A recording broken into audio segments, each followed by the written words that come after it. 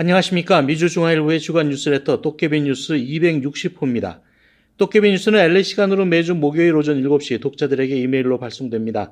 또 팟캐스트 팟빵과 유튜브 채널에서도 미주중앙일보를 검색하면 만날 수 있습니다.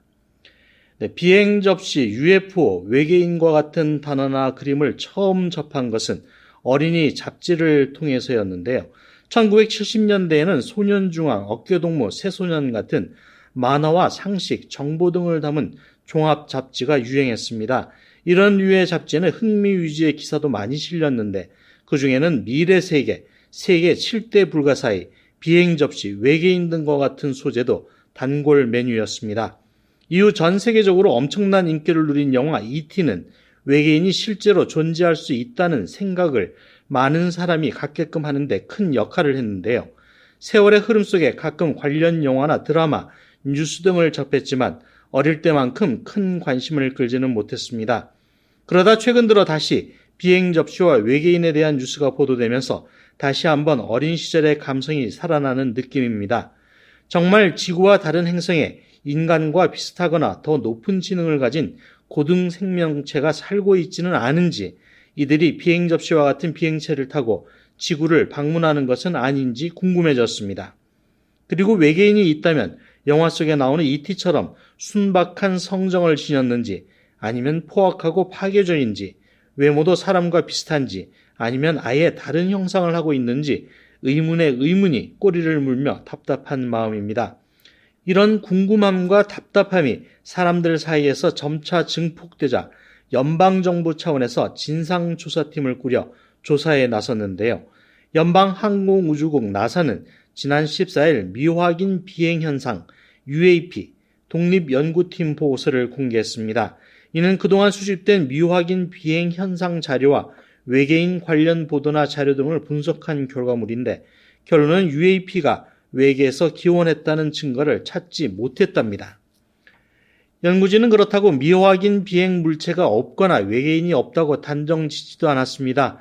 오히려 UAP 전담 연구팀을 꾸려 향후 과학적으로 엄격하고 투명하게 조사하겠다고 발표했는데요.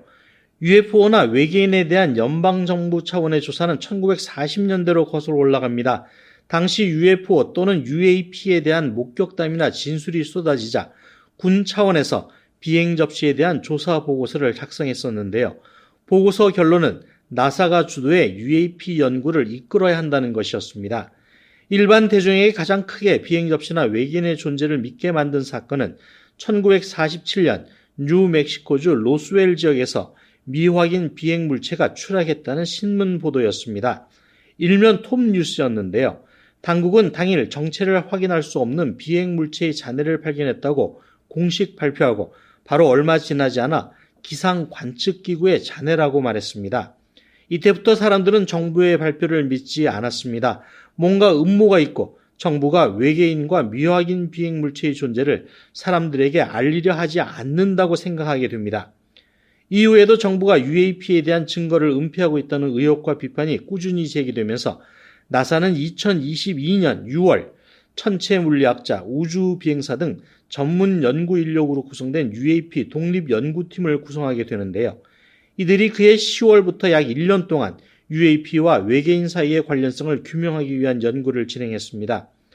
하지만 이번에도 사람들이 바라는 명확한 답변은 나오지 않았습니다. 연구팀은 지금까지 수립된 기록은 불완전할 뿐만 아니라 출처도 불확실하다며 UAP의 존재를 입증하기엔 고품질의 관측 자료가 부족하다는 결론을 내렸습니다. 또 UAP 관측이 과학적인 목적을 갖고 설계된 것이 아니라 우연히 이루어진 경우가 많다고 설명했습니다. 나사는 독립연구팀의 권고에 따라 UAP의 존재 여부를 연구할 수 있는 전담 연구팀을 꾸렸고 연구 책임자를 임명했다고 밝혔는데요.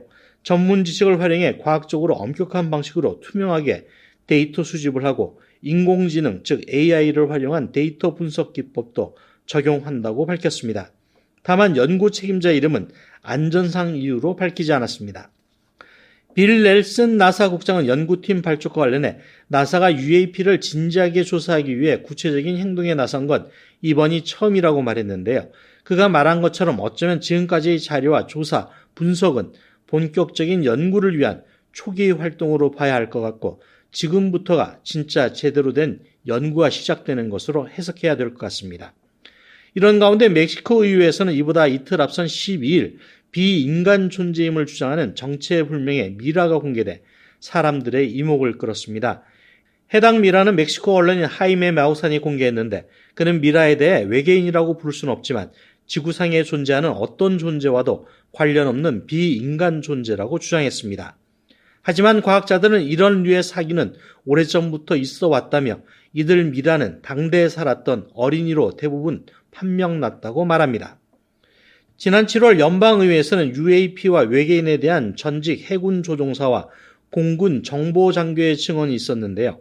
이 자리에서 이들은 UAP는 실체라고 주장했습니다. 심지어 데이비드 그로시 전 공군 정보장교는 군에서 UAP를 회수해서 분해하고 따라하는 역설계 프로그램이 존재하고 인간이 아닌 생명체의 유해까지 보관하고 있다고 주장하면서 자신은 내부 고발자라고 말하기도 합니다. 그러나 반대로 동심이나 상상력을 더 이상 키우지 못하게 만드는 과학자들의 주장도 있습니다. 워싱턴 DC 소재 카네기 과학연구소의 우주생물학자 마이클 원과 스튜어트 바틀렛 캘리포니아 공대 즉 칼텍 연구원은 우주를 자유롭게 여행할 정도로 발달하는 문명은 우주여행 기회를 잡기 전에 정체되거나 소멸될 가능성이 있다는 가설을 지난 5월 발표했습니다. 이들은 우주를 여행할 수 있는 과학기술이 발전한 문명은 과학기술 혁신을 에너지 공급이 뒷받침하지 못하면서 위기에 봉착할 것이라고 말했는데요. 사실 외계인 존재에 대한 의문은 1938년 노벨 물리학상을 수상한 이탈리아 출신 과학자 엔리코 페르미가 언급하면서 커지기 시작했습니다. 우주에 태양과 같은 항성이 무수히 많다면 지구와 유사한 행성과 인류와 유사한 지적 생명체도 우주에 널리 분포하고 있어야 한다며 외계의 지적 생명체 존재 여부를 두고 모두 어디에 있는가라고 물었던 페르미의 역설로 알려진 질문입니다. 여기에 더해 중국 베이징대 연구진은 지난 4월 태양계와 다른 항성계의 지적 생명체와의 접촉이 실질적으로 어려운 이유에 대한 연구 내용을 발표했는데요. 이들은 우주의 크기가 워낙 크기 때문에 문명을 이룬 지적 생명체가 보낸 신호가 다른 지적 생명체에 수신되기까지 약 40만 년이 소요된다는 분석 결과가 나왔다며 이는 인류가 우주를 관측하기 시작한 매우 짧은 기간보다 훨씬 긴 기간이어서 신호를 포착할 확률이 그만큼 낮다고 말했습니다. 10년 전 큰 인기를 끌었던 드라마 별에서 온 그대에 나오는 외계남 도민주는 역시 드라마에나 존재하는 것일까요? 다음은 지난 한 주 동안의 주요 뉴스입니다. 조지아주 애틀랜타에서 미성년자를 포함한 한인 남녀 6명이 한인 여성을 살해한 혐의로 체포되는 사건이 발생했습니다. 용의자들은 같은 종교단체 소속이라고 주장하고 있고 숨진 여성을 감금 구타하고 굶긴 것으로 드러났는데요. 앞으로 정확한 사인과 범행 동기, 종교단체와의 관련성 등이 주요 수사 쟁점이 될 것으로 보입니다. 용의자 가운데 한 명은 15세 미성년자로 알려졌습니다. 경찰에 따르면 용의자들은 스스로를 그리스도의 군사들 또는 그리스도의 군대라고 불렀고 숨진 여성은 종교단체 가입을 목적으로 지난 여름 한국에서 입국한 것으로 나타났습니다. 잊을만 하면 사이비 종교와 관련한 살인사건이 한인사회에서 발생하는 것 같습니다. 네, 중앙일보가 주최하고 해피빌리지가 주관한 제10회 사랑 나누기 단축 마라톤 대회가 지난 16일 성황리에 진행됐습니다. 인종과 장애를 넘어선 한마음 축제로 평가받았는데요. 코로나19 팬데믹으로 4년 만에 개최된 이날 대회에는 휠체어를 탄 장애인부터 2, 3세 아동과 80대 시니어까지 남녀노소 1,500여 명이 나눔과 사랑을 위해 한인타운 한복판을 달렸습니다. 특히 한인 외에도 백인, 흑인, 라티노 등 타인종도 많이 참가해 행사의 의미가 더 빛났습니다. 현재 라구나 힐스 다나포인트 지역 등의 수도 시스템을 관리하는 몰턴 리구엘 수도국 최고 경영자인 한인 여성 준킴 로페즈 씨가 오렌지 카운티 지역 비영리 방송사인 OC월드의 프로듀서이자 진행자로 선임돼 화제가 되고 있습니다. 킴 로페즈 씨는 이력도 화려한데요. 신문기자, 공무원, 경찰관 등으로도 활동했습니다. 이민자의 딸로서 LA 폭동을 경험했고 경관으로 재직할 때는 마약 단속반에서 마약 밀매 조직원들과 총격전 도중 총상을 입으면서도 용의자를 체포해 은성 용맹 훈장까지 받았다고 하는데요. 앞으로 그가 다양한 경력과 경험을 방송에서도 잘 녹여내 방송 진행자로도 우뚝 서기를 기원합니다. 도깨비 뉴스 260호는 여기까지입니다. 언제 오나 했던 가을이 이불 속으로 파고드는 느낌인데요. 아이유의 가을 아침이라는 노래에 나오는 노랫말처럼 파란 하늘을 바라보며 커다란 숨을 쉬면서 드높은 하늘처럼 마음이 편해지는 여러분이었으면 좋겠습니다. 고맙습니다.